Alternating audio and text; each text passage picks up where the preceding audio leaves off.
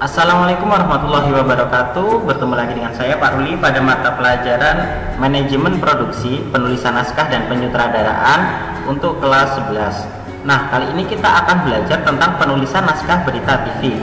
Oke, langsung aja. Pada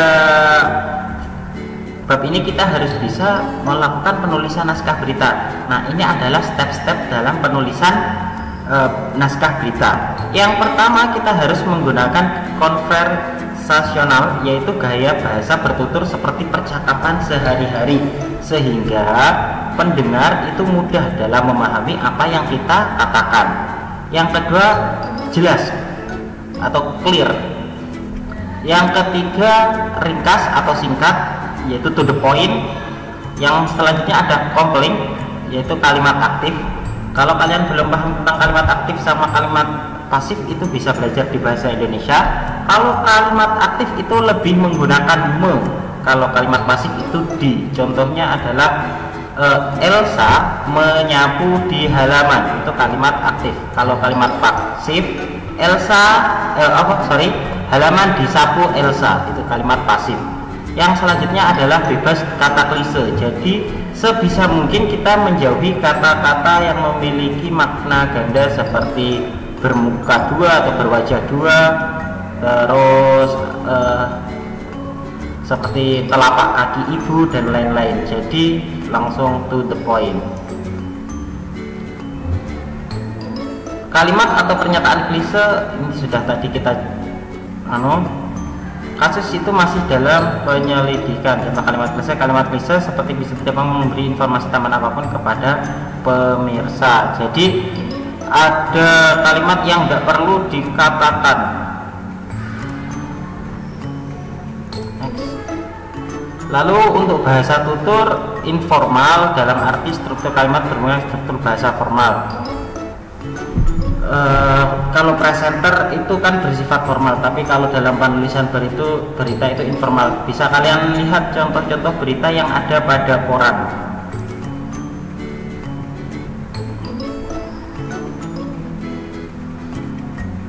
Naskah sebaiknya ditulis dengan penulisan yang ringan dan bahasa yang sederhana.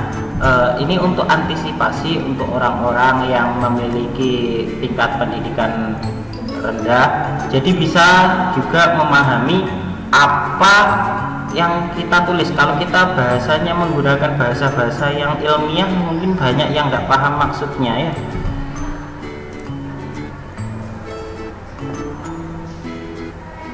Terus berita harus dapat dimengerti oleh sopir truk namun tanpa harus merendahkan kecerdasan profesor. Ini adalah bahasanya itu istilahnya bahasanya itu mudah dimengerti oleh kaum awam, tapi juga tidak terlalu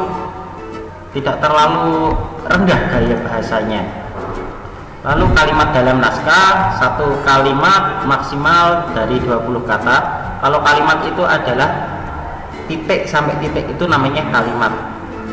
Satu kalimat satu gagasan atau pemikiran. Jadi penjabaran dari ide pokok itu benar-benar menjabarkan dari kalimat tersebut. Contoh sederhananya, kalau ini Amanda memiliki seekor kucing, itu adalah kalimat utamanya. Dia didapatkan dari, setelah itu kucing itu bernama. Jadi benar-benar menjelaskan apa sih kucing itu tadi. Jadi satu paragraf itu ada satu ide pokok yang dijabarkan oleh beberapa kalimat, dan setiap kalimatnya memiliki maksimal 20 kata. Menghindari anak kalimat berarti hindari penggunaan koma yang berlebihan. Ubah gaya bahasa birokrat dan militer menjadi ungkapan lugas, mudah dimengerti. Lalu prinsip ekonomi kata, gunakan kata-kata efektif. Lalu hindari kata-kata mubazir. Hindari redundansi, jangan menjelaskan lagi apa yang sudah dijelaskan. Gunakan kata atau ungkapan yang lebih pendek. Contohnya ini, menggelar aksi unjuk rasa, langsung ganti aja berunjuk rasa gitu. Langsung to the point. Gunakan kalimat positif. tidak menepati janji, ganti aja ingkar janji. Jadi langsung penggunaan kata tidak ini lebih sedikit, langsung pada kalimatnya aja. Gunakan kata atau ungkapan sederhana. Ini percepatan bukan akselerasi. Ini contoh khususnya. Kalau akselerasi kan bahasanya terlalu tinggi, mungkin beberapa orang nggak paham akselerasi itu apa. Tapi kalau percepatan orang-orang pasti udah paham. Lalu hindari kata-kata asing. Penggunaan kata diberitakan atau dilaporkan.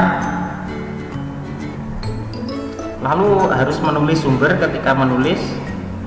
Gunakan kata-kata atau ungkapan konkret, objektif dan terukur.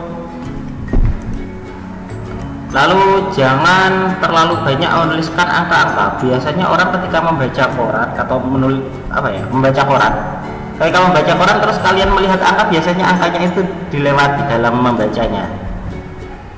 Ini menurut Andrew Boyd, titik paling signifikan, ambil perhatian, mengasah selera, penunjuk arah ke berita selanjutnya. Ini adalah teknik penulisannya. Terus intro merupakan rangkuman. Jadi pada paragraf pertama itu udah menunjukkan rangkuman dari keseluruhan yang dibaca. Ketika ingin lebih paham detail, harus membaca berita selanjutnya.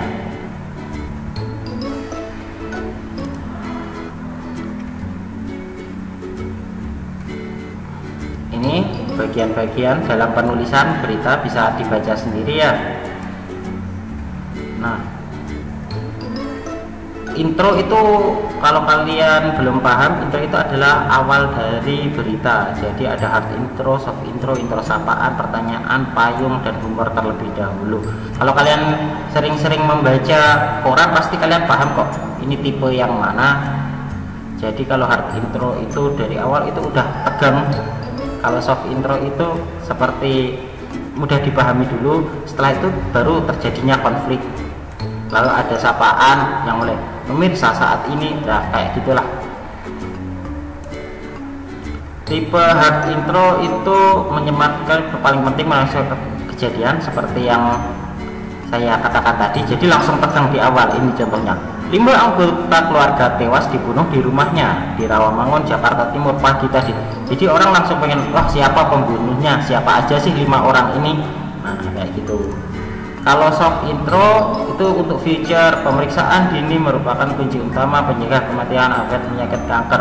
Jadi dari awal itu udah orang itu dibuat dikenalkan dulu. Beda sama hard intro tadi, langsung ada sesuatu yang seperti meledak-ledak kayak gitu. Lalu intro sapaan, belum ke Yogyakarta namanya jika Anda tidak berkunjung ke Malioboro. Jadi orang seakan-akan ditantang di sini, disapa dengan tantangan kayak gitu. Terus ada intro pertanyaan, Anda ingin tahu apa kegiatan para peneliti yang sudah pensiun dari layar kaca? Nah ini kan di awal udah orang dibuat tertarik dengan model kayak gini. Lalu intro payung, ini musim kering yang panjang telah menimbulkan persoalan besar di beberapa daerah di Sumatera. Nah itu, kabut asap menghalangi pandangan dan mengganggu kesehatan warga. Jadi orang pengen tahu, ini kan masih gantung, jadi orang pengen tahu apa masalahnya kabut, lalu kabutnya itu efeknya sampai seperti apa. Nah, kayak gitu. Lalu ada intro humor, menggunakan kata-kata humor pastinya. Nah terima kasih banyak sudah menonton. Ini adalah daftar pustaka atau bagian-bagian saya dapatkan tadi dari sini. Kalau kalian pengen lebih belajar lebih lagi, kalian bisa mencari ini buku dan ini buku dan jurnal-jurnal yang ada di sini. Terima kasih, tetap semangat belajar, tetap jaga kesehatan, tetap berbuat baik dimanapun kalian berada. Apalagi saat ini kalian sedang PSG, tolong benar-benar dijaga. Terima kasih banyak. Assalamualaikum warahmatullahi wabarakatuh.